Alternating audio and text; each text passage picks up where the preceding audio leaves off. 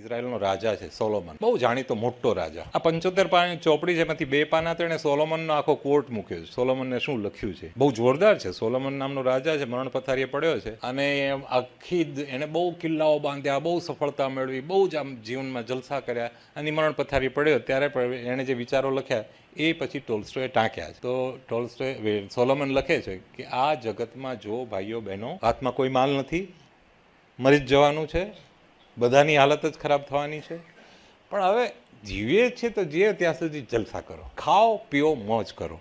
મેં એ બધું બહુ કર્યું છે, મને બહુ મજા આવી છે. હવે અત્યારે મરવાનું છે મરવાનું, પણ હું જિંદગીભર તો મેં મજા તો કરી. પણ એ જિંદગી કેટલી ખરાબ છે એનું ચિત્રણ પાછો કરતો જાય. જિંદગી કેટલી ખરાબ છે, આપણે બધા કેટલા લુચ્ચા ને ખરાબ છીએ, માણસ કેટલો ઇવિલ ને શૈતાન છે, એ બધું એ જાણે છે ને એ લખતો જાય.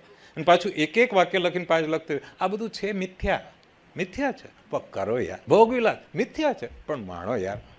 કામો બધા મિથ્યા છે, પણ કરો યાર. શું કામ? કારણ કે તમે જ્યારે મરી જશો પછી કબરમાં જશો, કબરમાં આમાંથી કંઈ જ નહીં થઈ શકે. જલસાય નહીં થઈ શકે, કામ પણ નહીં થઈ શકે, સાર્થક નિરર્થક કશું જ નહીં થઈ શકે. તો જીવો ત્યાં સુધી તો કરો એમ.